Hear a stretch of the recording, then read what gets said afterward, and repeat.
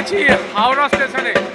একটা অভিনব দৃশ্য একদম আমাদের ক্যামেরায় ধরা পড়লো।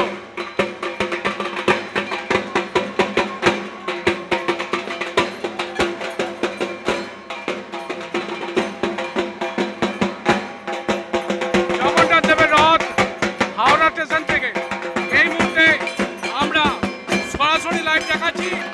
হাওড়া স্টেশনে জগন্নাথ দেবের রথ অভিনব চিত্র আজকে আমাদের ক্যামেরায় ধরা পড়লো। সেইটা আপনারা দেখছেন নিউজ বাংলা প্রতিদিনের সংবাদ শিরোনামে।